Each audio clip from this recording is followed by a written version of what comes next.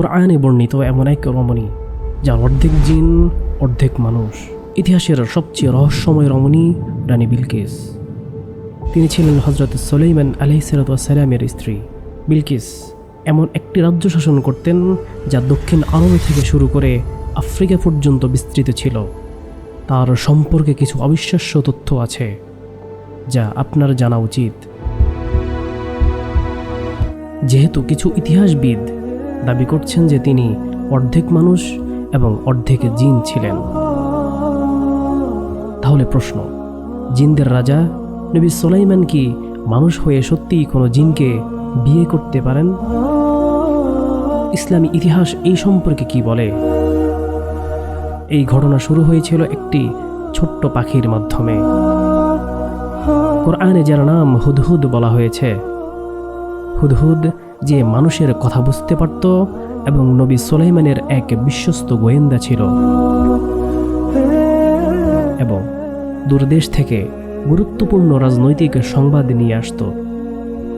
আপনি যদি প্রস্তুত থাকেন তাহলে চলুন পুরো ঘটনাটি বিস্তারিত জানি। নবী সুলাইমানের সেনাবাহিনী ছিল ইতিহাসের অন্যতম অদ্ভুত এক সেনাবাহিনী। এই বাহিনীতে ছিল মানুষ, জিন, পাখি এবং অন্যান্য সকল প্রাণীও। এমনকি বাতাসও নবী সুলাইমানকে যেখানে ইচ্ছা সেখানে নিয়ে যেত। মানব বাহিনীতে ছিল পদাতিক সৈনিক ও অশ্বারোহী। জিন সৈনিকরা ছিল মানুষের চোখে অদৃশ্য। এই সেনাবাহিনীকে এত ভয়ঙ্কর করে তৈরি করা হয়েছিল যে শত্রুরা তাদের অনেক সদস্যকে দেখতেই পেত না। কিছু পাখি ও প্রাণীও সেনাবাহিনীতে যোগ দিয়েছিল। সিংহ ছিল প্রাণী বাহিনীর নেতা। তারপর ছিল ভাগ। পাখি বাহিনীতে ছিল অনেক বাজ পাখি ও শিকারী পাখি। হুদহুদ পাখিটি ছিল গোয়েন্দা বিভাগের দায়িত্বে। এই হুদহুদের দায়িত্ব ছিল অনেক দূরে উড়ে গিয়ে শত্রুপক্ষের উপর নজরদারি করা। সে সব কিছু পর্যবেক্ষণ করত এবং শিখে নিত, তারপর ফিরে এসে প্রতিবেদন দিত। হুদহুদের ভূমিকা ছিল অত্যন্ত সংবেদনশীল এবং গুরুত্বপূর্ণ। যখন বাহিনী একত্রিত হয়েছিল, অনেক প্রাণী লক্ষ্য করছিল হুদহুদ অনুপস্থিত।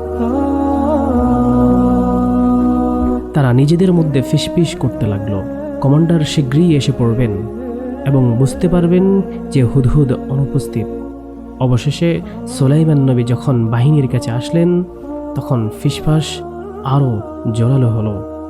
তিনি এসে দেখলেন হুদহুদ নেই। আসলে হুদহুদ তখন সাবা দেশে অবস্থান করছিল। সে বহু পথ পাড়ি দিয়ে গিয়েছিল এবং তার ভেতরে অনুভব করছিল যে সে কোনো গুরুত্বপূর্ণ সংবাদ উদ্ধার করবে। সে শহরের উপর অবস্থিত একটি উঁচু গাছের উপর নামল।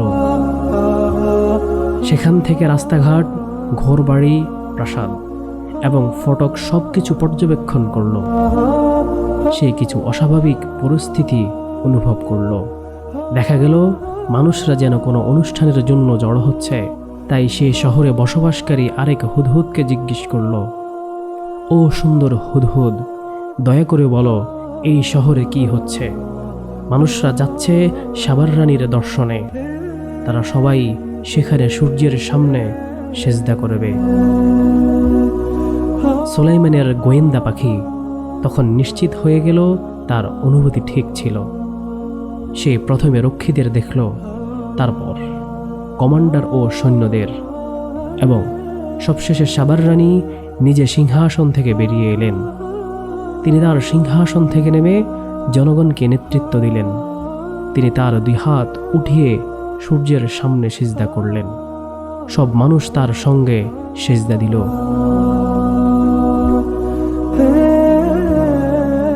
হুদ সবকিছু লক্ষ্য করল আর ভাবছিল নবী সুলাইমান এই সংবাদ শুনে কি প্রতিক্রিয়া দেখাবেন। সে তৎক্ষণাৎ উড়াল দিয়ে ফিরে এলো। অনেকদিন ক্লান্তকর ভ্রমণের পর সে পৌঁছালো সেই স্থানে যেখানে সুলাইমানের পুরো বাহিনী একত্রিত হয়েছিল। সব পাখি তাকে ঘিরে ধরল। তারা সব ক্ষুব্ধ ছিল। একটি ছোট ছোড়ই প্রথমে বলল, তুমি কোথায় ছিলে? নবী সুলাইমান তোমার ব্যাপারে জানতে চেয়েছেন। আমরা আশা করি তোমার কাছ থেকে যথাযথ ব্যাখ্যা আছে। হুদহুদের ভেতরে আরও ভয় ঢুকে গেল। সে সিদ্ধান্ত নিল এখনই নবী সুলাইমানের কাছে গিয়ে ক্ষমা চাইতে হবে। সে কাঁপতে কাঁপতে নবী সুলাইমানের তাঁবুর দিকে উড়ে গেল। তখন নবী সুলাইমান রাতের খাবার খাচ্ছিলেন। হুদহুদ জানালা দিয়ে ঢুকে চুপচাপ টেবিলের এক কোণায় বসল। সে চেষ্টা করছিল সুলাইমানের হাত থেকে দূরে থাকতে। মাথা নিচু করে ভয়ে সে ধীরে ধীরে বিনয়ের সঙ্গে সালাম দিল। সে মাথা তুলল, কিন্তু চোখ তুলতে পারল কেবল সুলাইমানের হাত ও বুক পর্যন্ত। সে তার নেতার কাছ থেকে অনেক কিছু শিখেছিল এবং সে জানত যে নবী সুলাইমানের মন ছুঁতে হলে তাকে স্পষ্টভাবে সত্য কথা বলতে হবে।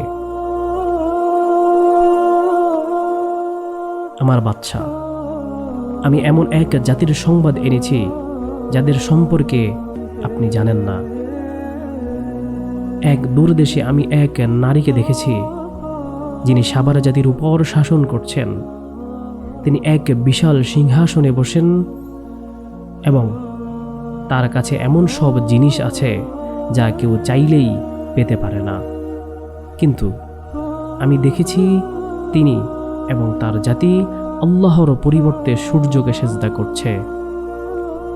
শয়তান তাদের কাছে শোভনীয় করে তুলছে। এই শব্দগুলো ছিল শক্তিশালী। হুদহুদ দেখালো তার অনুপস্থিতির পেছনে সত্যিকারের একটি কারণ ছিল। সে ছিল একটি গুরুত্বপূর্ণ মিশনে। নবী সুলাইমান জবাব দিতে শুরু করলেন, অবশ্যই আমাদের যাচাই করতে হবে তুমি যা বলেছ তা সত্য কিনা। আমি একটি চিঠি লিখব, তুমি এটি তাদের কাছে পৌঁছে দিবে এবং দেখবে তারা কি প্রতিক্রিয়া দেখায়। হুদহুদ চিঠি নিয়ে দ্রুত উড়ে গেল সাবার দেশে। সে রাজপ্রাসাদের বাগানে একটি গাছে নামল এবং রানীর কক্ষ খুঁজতে লাগল। সে দেখল একটি বিশাল কক্ষ, যার বড় একটি বারান্দা ছিল। বুঝতে পারল এটাই রানীর ঘর। চিঠিটি ঠোঁটে নিয়ে সে উড়ে গেল খোলা জানালার দিকে এবং ভিতরে প্রবেশ করল। সে সিদ্ধান্ত নিল ছাদের একটি স্থাপনার পেছনে লুকাবে।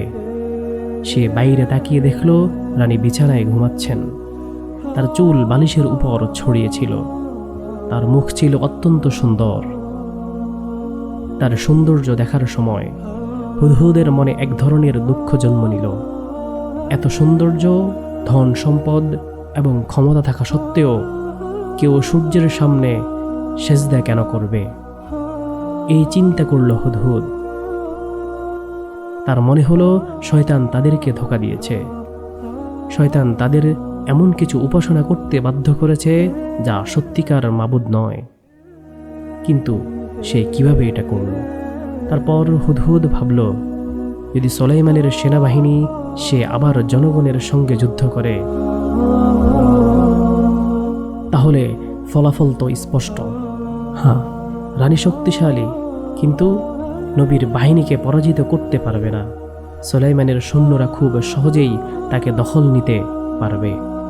হুদহুদ ভাবতে লাগল, আমি কি এখনই চিঠিটা ফেলে দেব নাকি তার জেগে ওঠার অপেক্ষা করব? সে জানত না চিঠির মধ্যে কি লেখা আছে। এইসব ভাবার মধ্যেই হঠাৎ করে চিঠিটা তার ঠোঁট থেকে পিছলে পড়ে রানীর বিছানায় পড়ে গেল।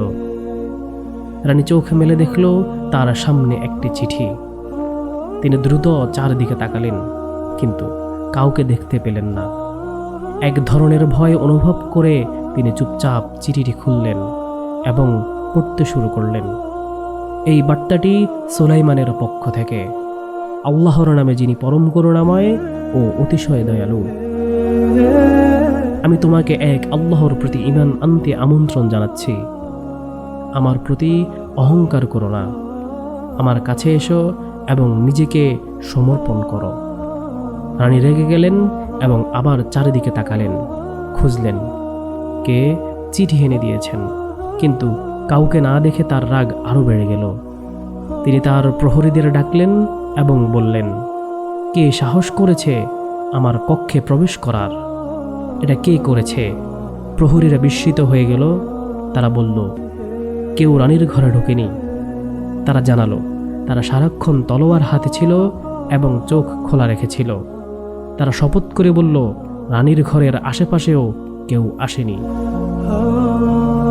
এইদিকে হুদহুদ পাখিটি ছাদের উপরের এক ফাঁকা জায়গায় লুকিয়েছিল এবং সে সব কিছু শুনছিল। রানী বিলকিস চিৎকার করে উঠলেন, তাহলে এই চিঠি এলো কোথা থেকে? তিনি চিঠিটা হাতে তুলে ধরলেন। প্রহরীরা বিভিন্ন রকম অনুমান করতে লাগলো কিভাবে এই চিঠি এসেছে, কিন্তু কেউই কিছু দেখেনি। তারা হতবাক হয়ে গিয়েছিল, বুঝতে পারছিল না কি বলবে। রানী বিলকিস দ্রুত তার উপদেষ্টাদের নিয়ে জরুরি বৈঠক ডাকলেন। উপদেষ্টারা জড়ো হলেন। রানী বিলকিস বৈঠকের নেতৃত্ব দিলেন। তিনি বললেন, হে আমার উপদেষ্টাবৃন্দ, আমি একটি অত্যন্ত গুরুত্বপূর্ণ চিঠি পেয়েছি। এটি সুলাইমানের পক্ষ থেকে। তিনি তার চিঠি শুরু করেছেন আল্লাহ আর রহমান ও আর রহিমের নামে। তিনি আমাকে অহংকার ছাড়া তার কাছে আসতে বলেছেন। তোমরা বলো, আমাদের কি করা উচিত? একজন উপদেষ্টা বললেন, এর অর্থ সুলাইমান চাচ্ছেন আমরা তার কাছে আত্মসমর্পণ করি। এটা তো যুদ্ধের ডাকের মতোই শোনাচ্ছে। আসুন আমরা যুদ্ধ করি। আরেকজন বললেন, আমরাও তো শক্তিশালী, চলো আমরা তাকে যুদ্ধ করে আমাদের শক্তি দেখিয়ে দেই। প্রায় সবাই এই মতের পক্ষে একমত হলেন, কিন্তু একজন জ্ঞানী উপদেষ্টা হঠাৎ প্রশ্ন করলেন, যিনি এই চিঠি নিয়ে এসেছেন সেই বার্তাবাহক কোথায়? তিনি ছাড়া সুলাইমানের আসল উদ্দেশ্য বোঝা যাবে না। রানী বিলকিস উত্তর দিলেন, তিনি জানেন না। তিনি বললেন, ঘুম থেকে উঠে দেখেছেন চিঠি বিছানায় পড়ে আছে। একজন উপদেষ্টা আরও বললেন, এই ব্যাপারটা একটু ভয়ানক। আমি বলছি আমাদের অপেক্ষা করা উচিত। যদি সুলাইমান এমন অদ্ভুত এবং শক্তিশালী উপায়ে কোনো বার্তা পাঠাতে পারেন বার্তাবাহক ছাড়াই, তাহলে কে জানে তার যুদ্ধ ক্ষমতা কতটা ভয়ঙ্কর। রানী বিলকিস বললেন, তাহলে কি আমাদের অপেক্ষা করে দেখা উচিত? যখন কোনো রাজা কোনো দেশে আক্রমণ করে, তারা সব কিছু ধ্বংস করে দেয় এবং সম্মানিত মানুষদের অপমানিত করে, দুর্বল করে ফেলে। আমার ভয় হয় আমাদের ক্ষেত্রেও এমন কিছু হতে পারে। তাই আমি প্রস্তাব দিচ্ছি, আমরা কিছু উপহার পাঠাই আর দূতের মাধ্যমে তার প্রতিক্রিয়া দেখি। কেউ আপত্তি করল না। তাই রানীর পরামর্শ গ্রহণ করা হলো। হুদহুদ পাখিটি পুরো আলাপ শুনছিল। বৈঠক শেষ হতেই সে উড়ে গেল। সাভার দেশে ঘোষণা করা হলো যে সোনা এবং রত্ন দিয়ে একটি উপহার প্রস্তুত করা হবে, যে কোনো মূল্যে। তারা রানীকে বলল, এটি অবশ্যই একটি রাজকীয় উপহার হতে হবে। সুলাইমান ছিলেন একজন শক্তিশালী ও ভয়ানক মানুষ। কেবল একটি বহুমূল্য উপহারই হয়তো তাকে খুশি করতে পারবে।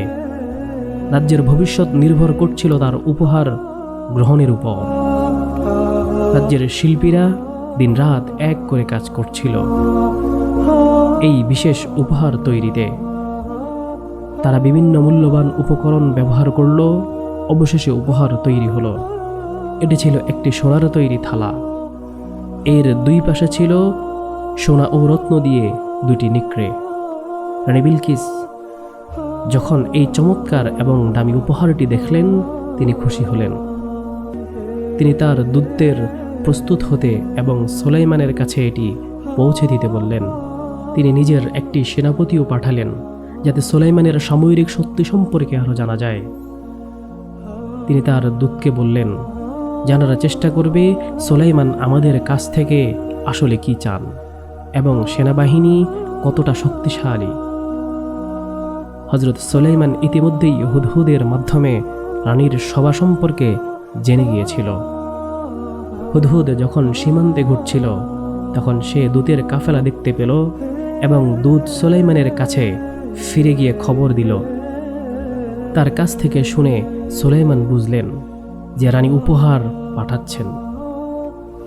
তিনি এটাও বুঝলেন রানীর আসল উদ্দেশ্য হলো তার মনোভাব ও সৈন্যদের শক্তি যাচাই করা।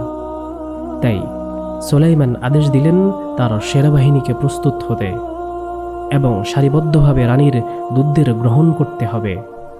তিনি কিছু মানুষও পাঠালেন তাদের অভ্যর্থনা জানাতে।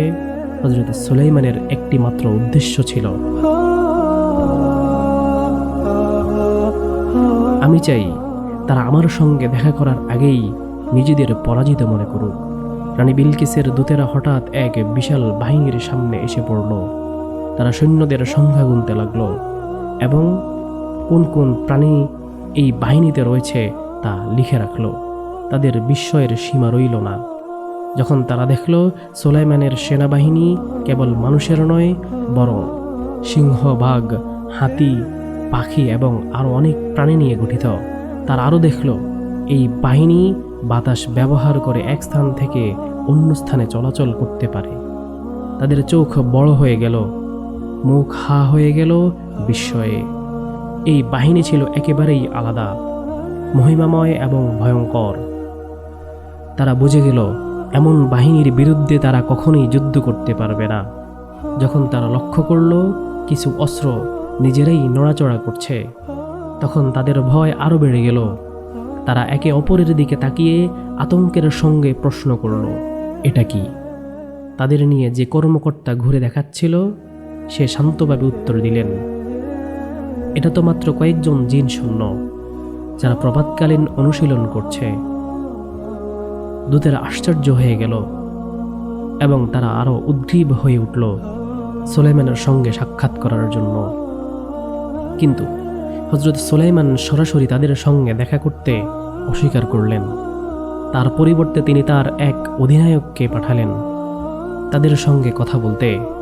ওই কর্মকর্তা দূতদেরকে প্রাসাদে দুপুরের আহারের আমন্ত্রণ জানালেন।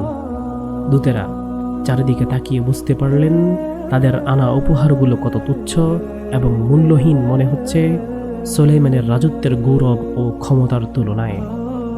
তবুও তারা সংকোচ ও লজ্জার সঙ্গে উপহারগুলো হস্তান্তর করল। কর্মকর্তা উপহারগুলো সুলাইমানের কক্ষে নিয়ে গেলেন, কিন্তু কিছুক্ষণের মধ্যেই তিনি আবার ফিরে এলেন। সেই উপহারগুলো সঙ্গে নিয়েই তিনি সেগুলো টেবিলে রেখে তিনি বললেন, নবী সুলাইমান এই উপহারগুলো গ্রহণ করতে অস্বীকার করছেন। এরপর তিনি সুলাইমানের বার্তা তুলে ধরলেন, তোমরা কি মনে করো তোমাদের সম্পদ দিয়ে আমাদের প্রভাবিত করতে পারবে? আল্লাহ আমাদের যেটুকু দিয়েছেন তা তোমাদের থেকে অনেক উত্তম। তোমাদের উপহার ফিরিয়ে নাও। আমরা যদি এমন এক বাহিনী নিয়ে তোমাদের কাছে যাই যেটার কল্পনাও তোমরা করতে পারবে না, তাহলে নবী সুলাইমান তোমাদেরকে শহর থেকে অপমানের সঙ্গে বিতাড়িত করবেন। দূতেরা আতঙ্কিত হয়ে পড়ল। তাদের একজন কর্মকর্তা জিজ্ঞেস করল, সুলাইমান আমাদের থেকে আসলে কি চান? অনুগ্রহ করে পরিষ্কারভাবে বলুন, যেন আমরা রানীকে জানাতে পারি। সে শান্তভাবে উত্তর দিলেন, নবী সুলাইমান কেবল একটি জিনিস চান, তোমাদের রানী এবং জনগণ যেন তার কাছে আত্মসমর্পণ করে।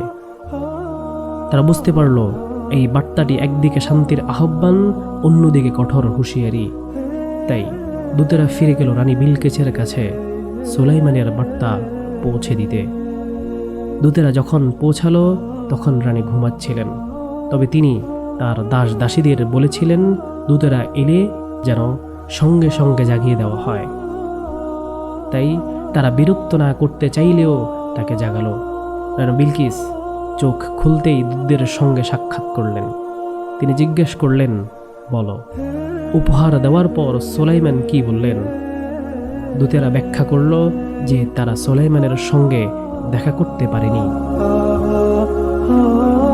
তাদের একজন কমান্ডার উপহার গ্রহণ করে তা নবীর কাছে নিয়ে গিয়েছিলেন, কিন্তু দুঃখজনকভাবে সুলাইমান উপহার গ্রহণ করেননি। তিনি আমাদের কাছে উপহার ফিরিয়ে দিয়েছেন। তারা সুলাইমানের বার্তাও জানিয়ে দিল।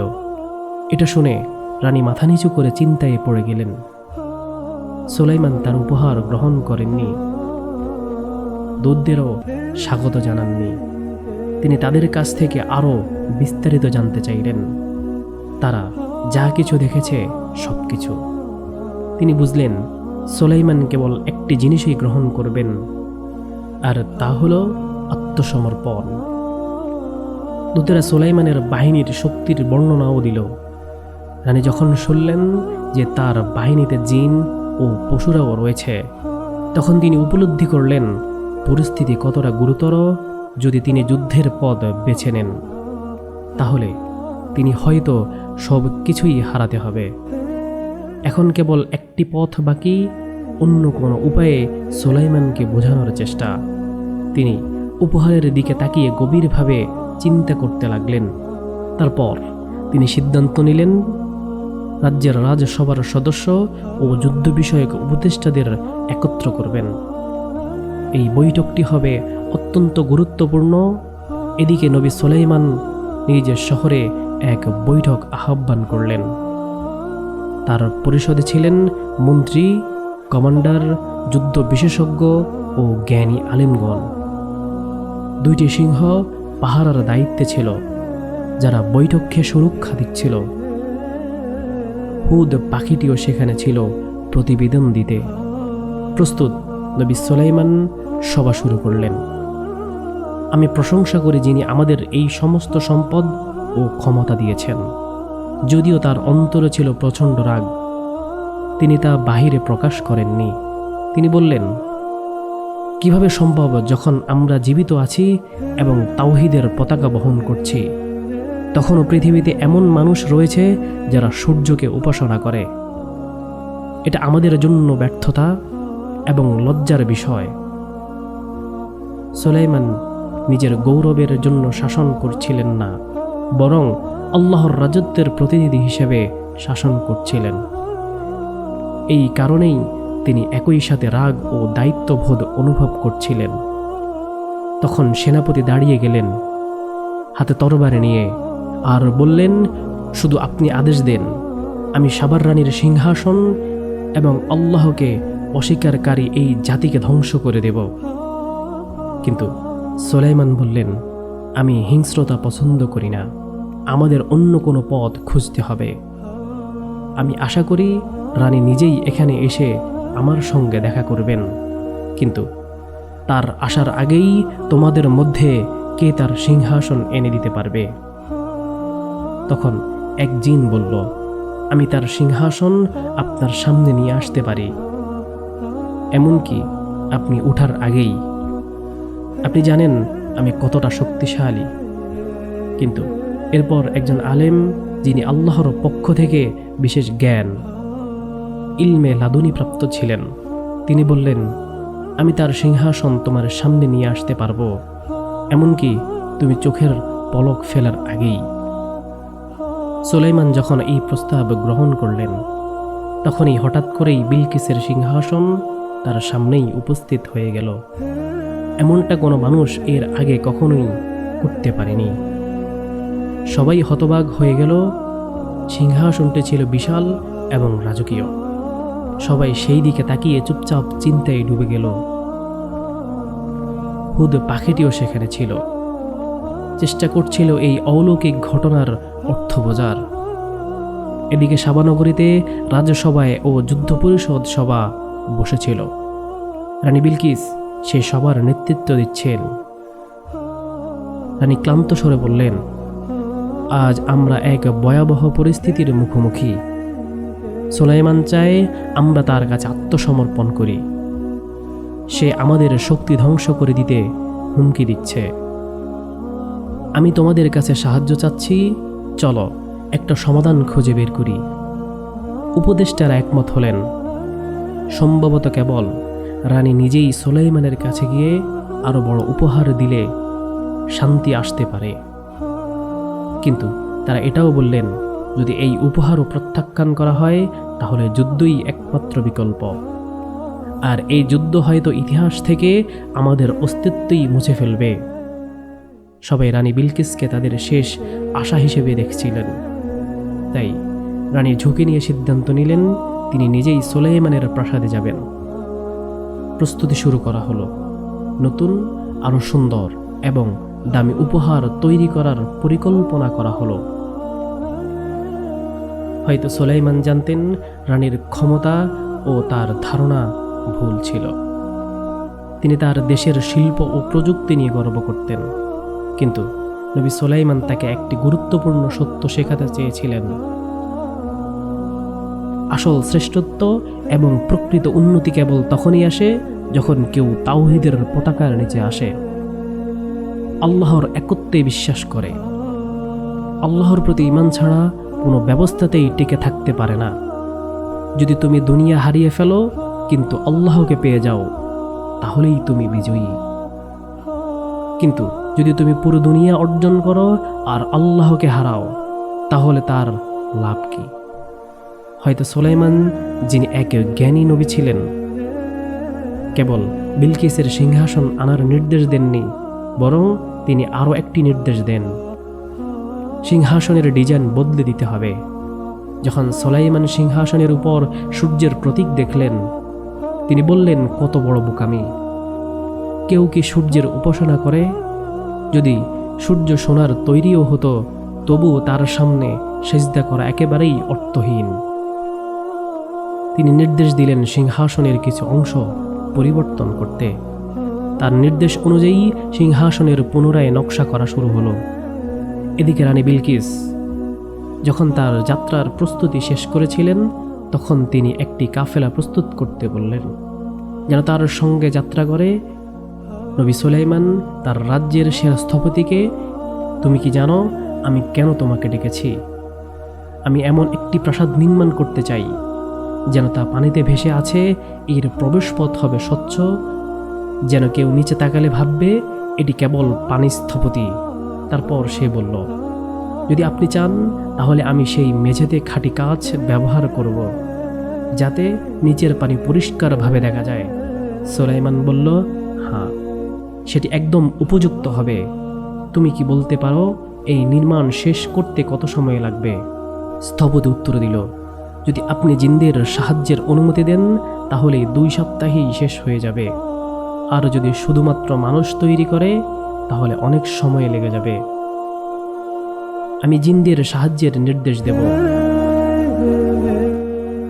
কিন্তু আমি চাই মেঝে হোক একদম স্বচ্ছ কাঁচ দিয়ে, যাতে নিচের পানি পুরোপুরি দেখা যায়। স্থপতি আবার জিজ্ঞেস করল, হে আমার সর্দার, আপনি কি ছাদ বা দেয়ালের জন্য বিশেষ কিছু চান? সুলাইমান উত্তর দিলেন, তুমি কি মনে করো? স্থপতি বলল, আমি মনে করি ছাদ কাচের হওয়া উচিত, তাহলে সূর্যের আলো পানিতে প্রতিফলিত হয়ে এক অপূর্ব দৃশ্য সৃষ্টি করবে। আমি এটাও প্রস্তাব করি দেওয়ালগুলো আয়না দিয়ে তৈরি করা হোক। নবী সুলাইমান এই ভাবনাগুলো শুনে খুশি হলেন এবং স্থপতিকে কাজ শুরু করতে নির্দেশ দিলেন। স্থপতি কাজ শুরু করলেন। কিছুদিনের মধ্যেই পানির উপরে এক চমৎকার প্রাসাদ গড়ে উঠতে লাগলো। আর তখনই রানী বিলকিস পৌঁছাচ্ছিলেন সুলাইমানের ভূখণ্ডের কাছাকাছি। হুদহুদ পাখিটি এক সৈন্যকে সঙ্গে নিয়ে সীমান্তে রানীর জন্য অপেক্ষা করছিল। যাত্রাপথে রানী বিভিন্ন অদ্ভুত জিনিস লক্ষ্য করছিলেন। দূতেরা যেসব গল্প বলেছিল সব সত্য ছিল। এই দেশ ছিল অপূর্ব সৌন্দর্যে ভরপুর। যতই তিনি প্রাসাদের কাছাকাছি যাচ্ছিলেন ততই আশ্চর্য হচ্ছিলেন। তিনি সুলাইমানের সেনাবাহিনীর একটি অংশ দেখলেন। এটি ছিল সবচেয়ে শক্তিশালী ও ভয়ঙ্কর বাহিনী, যা তিনি আগে কোনোদিন দেখেননি। তার ভয় আরো গভীর হতে লাগলো। তার হৃদয় স্পন্দন বেড়ে গেল, শ্বাস নিতে কষ্ট হচ্ছিল। এই বাহিনী মানুষের মনে হচ্ছিল না, এটি অবশ্যই কোনো ঐশী শক্তির সাহায্যে গঠিত। এত কিছু দেখার পর তিনি নিজের রাজ্যের গৌরব ও উন্নতি নিয়ে সন্দেহ করতে লাগলেন। শহরে পৌঁছাতেই তার আত্মবিশ্বাস ভেঙে পড়তে লাগলো। অহংকার ও গর্ব গলে যেতে শুরু করলো। তার ভয় ধীরে ধীরে শ্রদ্ধা ও সম্মানের সাথে রূপ নিল। আর খুব শীঘ্রই তিনি প্রবেশ করতে যাচ্ছিলেন সেই প্রাসাদে, যা সুলাইমান বিশেষভাবে তৈরি করেছিলেন। তিনি যে দৃশ্যের মুখোমুখি হলেন তা ছিল একেবারেই ব্যতিক্রম। সুলাইমানের রাজত্ব কেবল সম্পদ ও গৌরব দিয়ে গড়া ছিল না, তা ছিল সৌন্দর্য ও শিল্প কৌশলে পূর্ণ। সোনার স্তম্ভ, রত্ন, খুচিতে দরজা এবং প্রতিটি কোণে হাতের তৈরি অলঙ্করণ তারা চোখ ধাঁধিয়ে দিল। কিন্তু সবচেয়ে বিস্ময়কর ছিল সুলাইমানের প্রাসাদের প্রবেশপথের মেঝে। এটি ছিল কাচের তৈরি, নিচে প্রবাহিত হচ্ছিল ঝকঝকে স্বচ্ছ পানি। এটি এত উজ্জ্বলভাবে চকচক করছিল যে মনে হচ্ছিল এটি গভীর জলধারা। রানী বিলকিস ধীরে ধীরে প্রাসাদের দিকে হেঁটে যাচ্ছিলেন। তখন তিনি ভেবেছিলেন মেঝেটিতে আসলেই পানি। তাই তিনি তার পোশাক উঠিয়ে ধরলেন যেন ভিজে না যায়। আর সেই মুহূর্তেই তার পা দৃশ্যমান হয়ে গেল। এখন আমরা পৌঁছালাম গল্পের সবচেয়ে রহস্যময় অংশে। কিছু পুরনো সূত্র অনুযায়ী সুলাইমান এই কাচের মেঝে নির্মাণ করেছিলেন এক গোপন উদ্দেশ্যে। এটি কেবল সৌন্দর্যের জন্য নয়, এটি ছিল একটি পরীক্ষা। কেন? কারণ নবী সুলাইমান, যিনি জিনদের নিয়ন্ত্রণ করতেন, তিনি কিছু গোপন তথ্য পেয়েছিলেন। গুঞ্জন রটেছিল বিলকিস কোনো সাধারণ মানুষ নন। কিছু লোক বিশ্বাস করত তিনি অর্ধেক মানুষ এবং অর্ধেক জিন। নবী সুলাইমান জিনদের প্রকৃতি সম্পর্কে খুব ভালোভাবে জানতেন। তিনি এটাও জানতেন বেশিরভাগ জিনের পায়ে লোম হয়।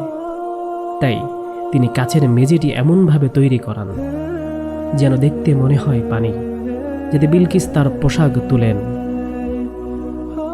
আর সেই মুহূর্তেই তিনি দেখতে পারবেন তার পা এবং নিজের সন্দেহ যাচাই করতে পারবেন।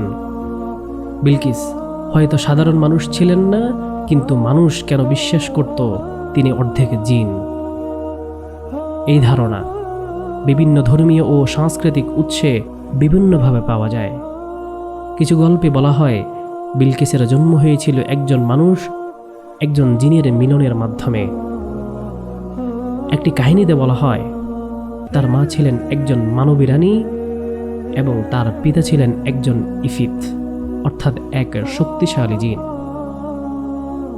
এই কারণেই বিলকিসের মধ্যে মানবীয় সৌন্দর্য এবং কিছু জিন সাদৃশ্য শারীরিক বৈশিষ্ট্য ছিল। কোরআনে সরাসরি বলা হয়নি তিনি মানুষ ছিলেন নাকি জিন। ইথিওপীয় টেক্সটগুলোতে তাকে জিনদের বংশদূত বলে বর্ণনা করা হয়নি, বরং সেখানে তাকে এক জ্ঞানী এবং আধ্যাত্মিক মানবী রানী হিসেবে তুলে ধরা হয়েছে। সেসব কাহিনীগুলো তার জ্ঞান ও পবিত্রতার উপর বেশি গুরুত্ব দিয়েছে। তার বাহিক্য বৈশিষ্ট্যের চেয়ে ইসলামী উৎসগুলো কি বলে সেটাই আমরা জানব। অধিকাংশ ইসলামী আলেম একমত বিলকিস ছিলেন একজন মানুষ। অর্ধেক জিন বিষয়ক গুজব ছড়িয়েছিলেন আসলেই জিনরা। কেন? কারণ তারা চায়নি সুলাইমান বিলকিসে আগ্রহী হন অথবা তাকে বিয়ে করেন। জিনরা ভয় পেত যদি সুলাইমানের কোনো পুত্র হয় সে হয়তো তার পিতার মতো রাজত্ব করবে এবং সুলাইমানের গোপন জ্ঞানের মাধ্যমে আবার জিনদের কাজ করাবে। তারা সুলাইমানের অধীনে কাজ করতে বাধ্য। আর তারা আশা করেছিল সুলাইমান মারা গেলে তারা মুক্তি পাবে, কিন্তু যদি তার পুত্র রাজত্ব করে তাহলে তারা আবার বন্দী হয়ে পড়বে। আর অধিকাংশ জিনই মিথ্যাবাদী হিসেবে পরিচিত। শুধু সুলাইমানের যুগে নয়, সব যুগেই নবী সুলাইমান এটা ভালোভাবেই জানতেন। তাই তিনি এই পরিস্থিতির আয়োজন করেন নিশ্চিত হওয়ার জন্য। আর যখন তিনি বিলকিসের পা দেখলেন এবং বুঝলেন রানী বিলকিস সাধারণ মানুষের মতোই, তখন তার সন্দেহ দূর হয়ে গেল। বিলকিস যখন কাচের মেঝের উপর দিয়ে পেরিয়ে গেলেন, সুলাইমান নিশ্চিত হলেন তিনি একজন মানুষই।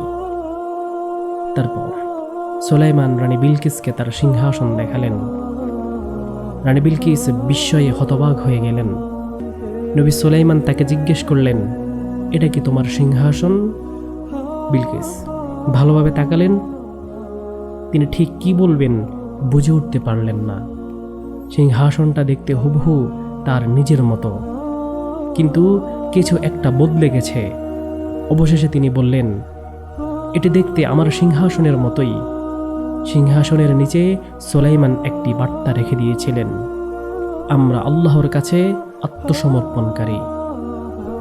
বিলকিস আরো গভীরভাবে তাকিয়ে বুঝতে পারলেন এটি সত্যিই তার নিজের সিংহাসন। কোনোভাবে এটি তার প্রাসাদ থেকে তার আসার আগেই এখানে নিয়ে আসা হয়েছে এবং কিছু পরিবর্তন করা হয়েছে। এটি ছিল নবী সুলাইমানকে আল্লাহ যে অসাধারণ ক্ষমতা দিয়েছিলেন তার আরও একটি প্রমাণ। রানী বিলকিস গভীর চিন্তায় ডুবে গেলেন। তিনি যত ভাবছিলেন ততই বুঝতে পারছিলেন তার জাতির বিশ্বাস কতটা দুর্বল ও মূর্খতা ছিল। নবী সুলাইমানের যুক্তিবাদী ও জ্ঞানভিত্তিক চিন্তার তুলনায় সেদিন তাকে দুপুরের আহারের আমন্ত্রণ জানানো হলো। নবী সুলাইমান তার পাশে বসলেন এবং আলাপ শুরু করলেন। তিনি বললেন, আল্লাহ যিনি সারা জাহানের পালনকর্তা, সর্বশ্রেষ্ঠ পরম দয়ালু, তার কথাই আমি বলছি। তিনি সূর্য সৃষ্টি করেছেন মানুষের সেবায়। যেমন করে বাগানের প্রজাপতি ও শাপলা ফুল আল্লাহর ইচ্ছায় পরিচালিত হয়, তেমনি সূর্য আল্লাহর সৃষ্টির অংশ। তার সেবায় নিয়োজিত মানুষের মতো এক মহান সৃষ্টির জন্য অন্য কোনো সৃষ্টিকে সিজদা করা, তা হচ্ছে মানুষের বুদ্ধিকে অপমান করা, হোক তা সূর্য। রানী বিলকিস তখন বুঝতে পারলেন তারা যাকে এতদিন উপাসনা করতেন সেই সূর্য আসলে শয়তানের তৈরি করা এক সুন্দর ফাঁদ ছিল। প্রথমবারের মতো সূর্যের উজ্জ্বলতা তার অন্তরে স্নান হয়ে গেল, আর এক নতুন আলো যা কখনো অস্ত যায় না তা তার অন্তরে জ্বলে উঠল। ঠিক তখনই তার উপদেষ্টারা এসে বলল, সূর্য অস্ত যেতে চলেছে, এখন আমাদের প্রতিদিনের সূর্য পূজার সময়। হে মূর্খেরা, এখনো কি তোমরা বিশ্বাস করো সূর্য উপাসনার যোগ্য? শয়তান আমাদের সম্পূর্ণ বিশ্বাসকেই আমাদের কাছে সুন্দর করে উপস্থাপন করেছিল। এই স্থান ত্যাগ করো। নবী সুলাইমান কি বলেছেন তা না শুনেই উপদেশা ভয় পেয়ে গেল এবং দ্রুত সেখান থেকে সরে গেল। প্রথমবারের মতো রানীর হৃদয়ে এক উষ্ণ সুন্দর অনুভূতি প্রবাহিত হতে লাগলো। এটা যেন রংধনুর রং যা তার অন্তরের অনুভূতিগুলোর প্রতিফলন ঘটাচ্ছিল। রানী বিলকিস উপলব্ধি করলেন এখন সময় এসেছে ইসলাম গ্রহণ করার। গভীর আবেগ নিয়ে তিনি স্বীকার করলেন তিনি এতদিন নিজেকে ধোঁকা দিয়ে এসেছেন এবং তিনি ইসলাম গ্রহণ করলেন। খুব শীঘ্রই সাবার জাতির মানুষ তাদের রানীর অনুসরণ করল। তারা সূর্য পূজা ত্যাগ করল এবং কেবলমাত্র আল্লাহর সামনে সিজদা শুরু করল। আর এই সব কিছুর সূচনা হয়েছিল সেই দিন, যেদিন ছোট্ট হুদহুদ পাখিটির অন্তরে একটি অনুভূতি জন্মেছিল এবং সে তার কণ্ঠে সেই সংবাদ প্রকাশ করেছিল যখন অন্য পাখিরা আগেই উড়ে গিয়েছিল। এই কাহিনী আমাদের মহাপবিত্র কিতাব আল কোরআনুল কারিমে বর্ণিত হয়েছে। এটি আমাদের মনে করিয়ে দেয় জ্ঞানের মূল্য কত বিশাল, জ্ঞানের মর্যাদা কত উচ্চ এবং প্রকৃত জ্ঞান আল্লাহর উপর একটি উপহার। এই নিয়ে আমাদের কৃতজ্ঞ হওয়া উচিত। এই আলোচনার মধ্যে যত ভুল ভ্রান্তি আছে সেগুলো আমাকে এবং আপনাদেরকে ছাড়ার তৌফিক দান করুক, আর যে আমলগুলো যথাযথ পালন করার রয়েছে সেগুলো আল্লাহ তাআলা আমাদের সবাইকে তা যথাযথ পালন করার তৌফিক দান করুক। আমিন।